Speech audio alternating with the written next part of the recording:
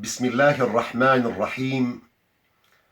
الحمد لله رب العالمين، والصلاة والسلام على جميع أنبياء الله والمرسلين. السيدات والسادة الحضور، أحييكم بتحية الإسلام، وتحية الإسلام هي السلام، فالسلام عليكم ورحمة الله وبركاته. كان من المفترض أن أتشرف بمشاركتكم اللقاء هذا اليوم في هذه الأرض الطيبة التي أبعدنا عنها سنين طويلة، لكن لظروف خاصة لم نستطع المشاركة معكم جسديا، لكننا نشارككم فكرا وروحا ووجدانا. نسأل المولى لكم ولنا التوفيق والسداد، ونحن نتحدث ونتبادل الأفكار عن هذه الجريمة الكبرى التي أقدم عليها طاغية من طغاة العصر رجب أردوغان، ومن خلفه الجيش التركي ومرتزقته من السوريين، وللأسف في عفرين الحبيبة، من خلال ممارستهم للتطهير العرقي بغية التغيير الديمغرافي في المنطقة. وأظنكم قد استمعتم باستفاضة إلى تحليل هذه الجريمة من الناحية السياسية والقانونية والاقتصادية، مما يغنينا عن التكرار في ذلك، غير أنني وهنا أزيد عليها نفسا دينيا. فالدين كما هو معلوم لحضراتكم ليس بالأمر الطارئ على الحياة، بل هو قديم قدم الإنسانية، وليس الدين بالغريب على النفس، فهي تعرفه حق المعرفة وتألفه وتأنس بالقرب منه، فهي الفطرة التي يفطر الله عز وجل الناس عليها منذ أن يولدوا في بطون أمهاتهم، كما جاء في الصحيحين عن أبي هريرة رضي الله تعالى عنه عن رسولنا الكريم محمد صلى الله عليه وسلم أنه قال: كل مولود يولد على الفطرة. ويقول ربنا سبحانه: فأقم وجهك للدين حنيفا فطرة الله التي فطر الناس عليها لا تبديل لخلق الله، ذلك الدين القيم ولكن أكثر الناس لا يعلمون. ولعل إشباع حاجات الإنسان الروحية وتحقيق أشواقه الوجدانية هي أبرز وأهم وظيفة يؤديها الدين في حياة الإنسان. فيه تسمو النفس وترتقي الروح ويتهذب الوجدان، ومن خلاله يدرك الإنسان فلسفة الحياة ويعرف قيمتها. فالدين هو الذي يقدم للإنسان الإجابات المريحة لكل ما يدور في ذهنه وما يجول في خاطره من تساؤلات متعلقة بهذه الحياة وعن دوره فيها وعن مآله ومصيره بعد انتهائها. وهذا بدوره يريح الإنسان ويخفف عنه الحياة وصعوباتها، ويجعله يشعر بالسكينة والاستقرار، فيتصالح مع الوجود ويشعر بالانسجام معه. فالدين غذاء للروح وإشباع للوجدان وإرضاء للضمير، ومن هنا ظهرت حاجة الإنسان الفطرية إلى الدين. لكن على الجانب الآخر للدين جانب مظلم يكون كالسهم ينهك في الجسد. هذا الجانب كما يقول ويعبر عنه مؤسسو ومنظرو الفلسفة الشيوعية: الدين أفيون الشعوب. هذه المقولة تحتاج إلى إضافة كلمة وأتبناها، وتستحق أن تكتب بماء الذهب، وهي إذا استغل. نعم، الدين أفيون الشعوب إذا استغل. فالخطاب الديني ما زال هو الأكثر تأثيرا في جموع الأمة المسلمة، وسيظل هذا التأثير قائما ما دام إيمانهم راسخا بدينهم. فالسواد الأعظم من المسلمين يعتقدون أن دينهم ليس إيمانا يمثل العلاقة بين العبد وربه فقط، بل هو نظام حياة أرسل الله به نبيه صلى الله عليه وسلم ليبين للبشرية كيفية قيامهم بمهمة الاستخلاف في الأرض وإعمارها، كما دلت على ذلك الكثير من الآيات القرآنية. ونزلنا عليك الكتاب تبيانا لكل شيء وهدى ورحمة وبشرى للمسلمين. وفي آية أخرى: ثم جعلناك على شريعة من الأمر فاتبعها ولا تتبع أهواء الذين لا يعلمون. فهذا الاعتقاد الذي ترسخ عند عامة المسلمين هو الذي جعل الدين وخطابه هو الأكثر تأثيرا في عموم المسلمين. ولقد أدرك مدى هذا التأثير للخطاب الديني كل من حاول سياسة الأمة المسلمة وتصريف أمورها، بداية من المسلمين وحتى غير المسلمين.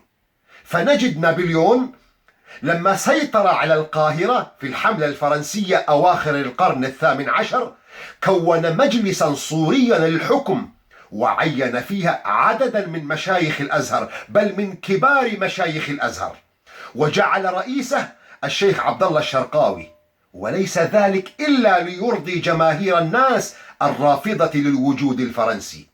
فليس من حامل كالدين سريع الانتشار والقبول بين الناس إذا طوعتها لأفكارك وأفعالك، ما عليك إلا أن تختم أقوالك أو أفعالك بخاتم الدين. ولن تجد في طول العالم الإسلامي وعرضه من يجيد هذا التحايل كما يجيده الإخوان المسلمين منذ نشأتها على يد الشيخ حسن البنا إلى اليوم. وهذا تماما ما يمارسه سلطان الإخوان المسلمين رجب طيب أردوغان والنظام التركي من حوله، من خلال دغدغة مشاعر الرأي العام المؤمن والتلاعب على الوتر العاطفي الديني. الحكومة التركية وسلطانها أردوغان يطمح ومن منطلق توسعي يستند إلى مخيلة تاريخية فضفاضة وذرائع أمنية إلى السيطرة على مناطق واسعة في شمال سوريا، وخصوصا المنطقة الكردية منها، لمحاربة أي نهوض كردي سواء في الداخل التركي أو خارجه بحسب زعمهم. فالعقلية التركية قائمة على إنهاء الوجود الكردي وعلى إبقاء الكرد يتامى لا أرض لهم ولا حامي. لكن هذه العقلية وهذه الفكرة لا تمشي بين الناس ولا تلقى رواجا. جربت كثيرا من قبل الأنظمة التركية العلمانية والقومية واليسارية المتعاقبة على حكم تركيا فلم تفلح. إذا ما العمل؟ الحل عند تلميذ الإسلام السياسي رجب طيب أردوغان. إذا فلنختمها بخاتم الدين، ودعوني أصور لكم المشهد كما يصورها ويروجها هؤلاء مدعي التدين والإسلام السياسي. فلنختمها بخاتم الدين. الكرد يختصرون في حزب الاتحاد الديمقراطي، وهم كفرة ملاحدة لا بد من تطهير الأرض والعباد من شرهم. حي على الجهاد، ويخرج الغوغاء إلى المساجد لقراءة سورة الفتح. هل رأيتم كيف أن ختم الدين على أفكارهم العنصرية والبغيضة دينيا وإنسانيا جعلت لها رواجا؟ حتى الجوعى والعراة في السودان خرجوا يدعون للترك عسكر، حتى أنهم لا يعرفوننا ولا يعرفون مظلوميتنا. واستكمالا لهذه الخطة يقومون اليوم بالتطهير العرقي في عفرين، هذه المنطقة التي يشكل الكرد فيها نسبة 95%. فهم يقومون بالتطهير العرقي في محاولة لخلق حيز جغرافي متجانس عرقيا بإخلائه من الكرد باستخدام القوة المسلحة أو التخويف أو الترحيل القسري أو الاضطهاد أو طمس الخصوصية الثقافية واللغوية أو الإثنية عبر القضاء عليها نهائيا أو تذويبها في المحيط الإثني الذي يراد له أن يسود. الهجوم التركي على عفرين تسبب بتهجير أكثر من 200 ألف إنسان، وأردوغان يقول أنه سيسلم عفرين لأهلها الحقيقيين، أي أنه سيدخل 200 ألف إنسان آخر غريب إلى أرض عفرين لإحلالهم محل السكان العفرينيين، وهذا تطهير عرقي ولا يعني شيئا آخر. وفي هذا النوع من الاعتداء على البشر لا يفرق المعتدي في القتل بين عاجز وقادر، ولا بين مقاتل ومسالم، ولا بين رجل وامرأة، ولا بين صغير وطفل، لأن المقصود هو إنهاء وجود هذا العنصر البشري من الكرد من هذا البلد وتطهير البقعة منه. ولذلك لا يحرم فيه استخدام أي نوع من الأسلحة مهما كانت فتاكة، ولا قيود على القتل والسحق والإبادة. وهذه القسوة تجعل من سلموا من الإبادة والتطهير يفرون زرافات ووحدانا لا يلوون على شيء، مطلبهم النجاة بأنفسهم والانعتاق من محرقة الإبادة والتطهير إلى أي وجهة مهما كانت سيئة، بل وإلى غير وجهة. نبينا محمد صلى الله عليه وسلم كما يروي الإمام مسلم في صحيحه عن الإمام علي بن أبي طالب رضي الله عنه يقول: قال رسول الله صلى الله عليه وسلم: لعن الله من غير منارات الأرض. لعن الله من غير منارات الأرض، وهي الإشارات والعلامات التي تعرف بها حدود العقارات بين الناس، فكيف بمن يغير مناطق وجغرافيا بأكملها؟ الإمام ابن ماجه يروي عن عبد الله بن عمر بن الخطاب رضي الله عنه قال: رأيت رسول الله صلى الله عليه وسلم يطوف بالكعبة ويقول: ما أطيبك وما أطيب ريحك وما أعظمك وما أعظم حرمتك، والذي نفس محمد بيده لحرمة المؤمن أعظم عند الله حرمة منك ماله ودمه، وأن نظن به إلا خيرا. وهل قام هؤلاء الذين أبادوا عفرين بتطبيق حديث النبي صلى الله عليه وسلم؟ فكيف بمن أمطر الآلاف من الناس في عفرين وقراها بعشرات القنابل فدمر العباد والبلاد؟ وكيف بمن فك القيود لمرتزقته لنهب أموال وممتلكات الناس في عفرين وقراها؟ هذا هو ديدن الترك منذ القدم. اقرأوا التاريخ وقلبوا في صفحاته، ستجدون أردوغان تلميذا وفيا لطلعت باشا أبو تركيا المعاصرة، مهندس التطهير العرقي. بالمناسبة هذا عنوان كتاب للمؤرخ هانز لوكاس الذي نشرته جامعة برينستون للطباعة تحت عنوان طلعت باشا أبو تركيا المعاصرة مهندس التطهير العرقي.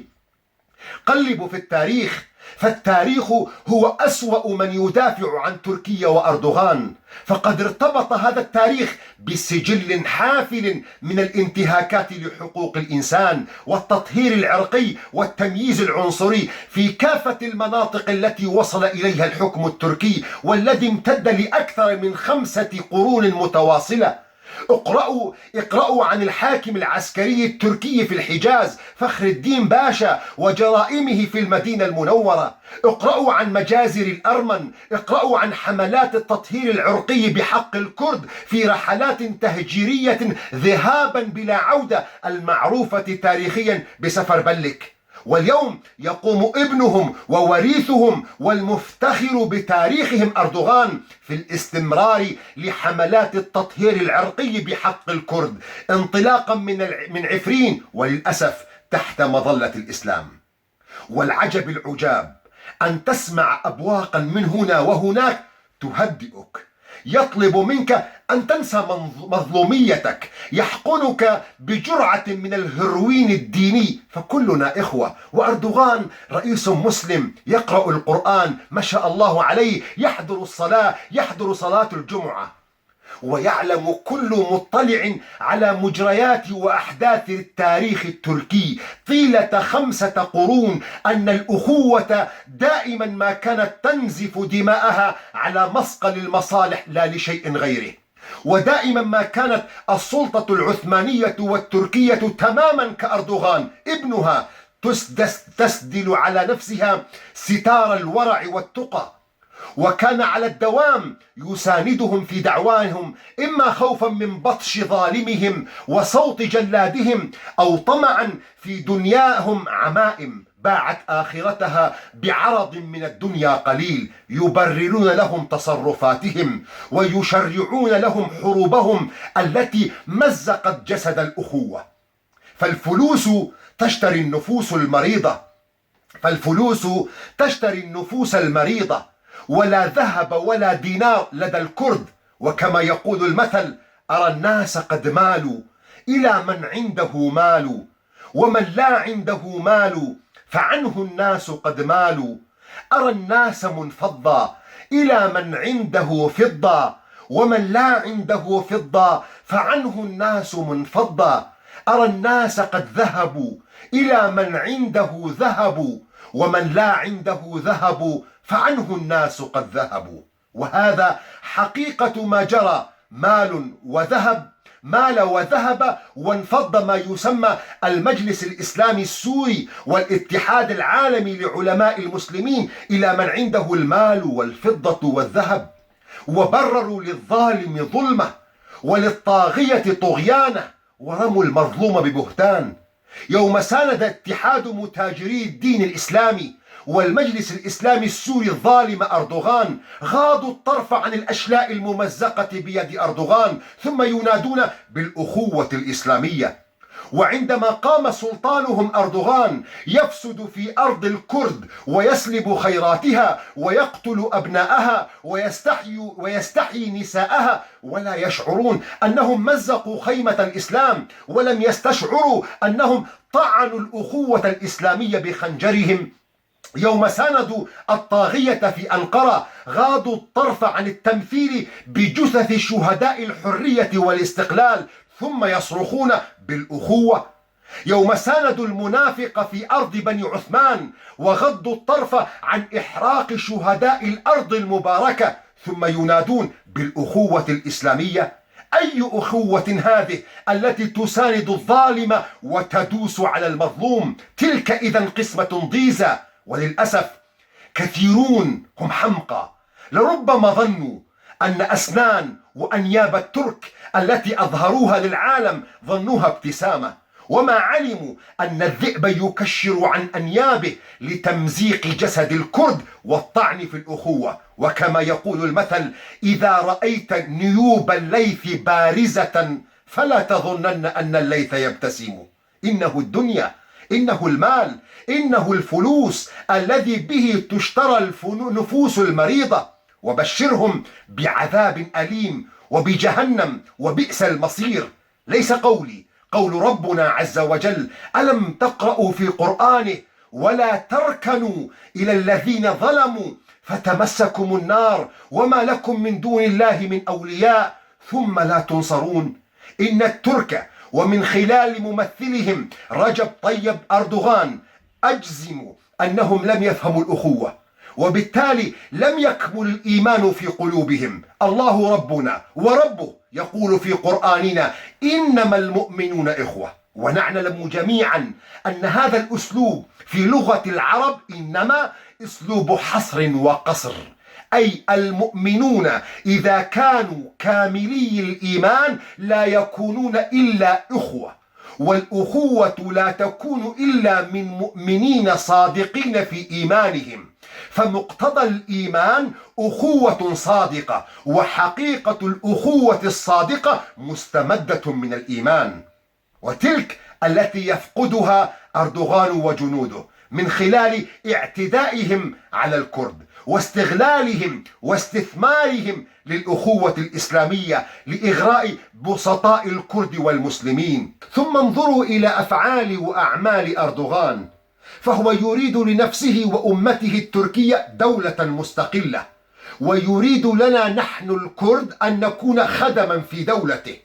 يريد لنفسه وأمته التركية الرفاه والمال والسيادة، ويريد لنا الفقر والتسول على أعتاب دولته. يريد لأبناء شعبه السيادة، ويريد لنا الخدامة. يريد لشعبه الحياة، ويريد لنا الموت. فأي أخوة هذه؟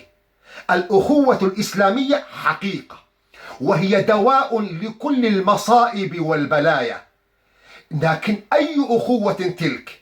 إنما هي أخوة النبي محمد صلى الله عليه وسلم، الذي وضحها وجلاها في قوله: مثل المؤمنين في توادهم وتراحمهم كمثل الجسد الواحد، إذا اشتكى منه عضو تداعى له سائر الجسد بالسهر والحمى. وليست تلك الأخوة المزيفة التي ينادي بها أردوغان، التي يسيل بها الدموع على أطفال غزة، وحق أن يسال الدمع على أطفال غزة، لكن الذي ليس بحق أن يقتل أطفال الكرد بيد أردوغان وبأسلحته وبيد مرتزقته، وأن يسلب وينهب الأموال ويفسد في الأرض والبلاد والعباد بيد مرتزقة أردوغان. تلك إذن قسمة ضيزى. لن نرضى بعد اليوم بمثل هذه الأخوة، ولن ننخدع بعد هذا اليوم بمثل هذه الأخوة التي تلبس بلبوس الإسلام، بل سنسعى جاهدين على أن نكون على قدم المساواة لكافة الشعوب والأمم، وسنبارك ونناضل لكل جهاد ونضال من أجل الانعتاق من هذا الظلم. ولن نرضى بعد اليوم أن نكون أخوة صغار تحت وصاية ظلمة وطغاة، وسنبارك نضال صقور كردستان من أجل هذه الحرية. أطلت عليكم، شكرا لإصغائكم، والسلام عليكم ورحمة الله وبركاته.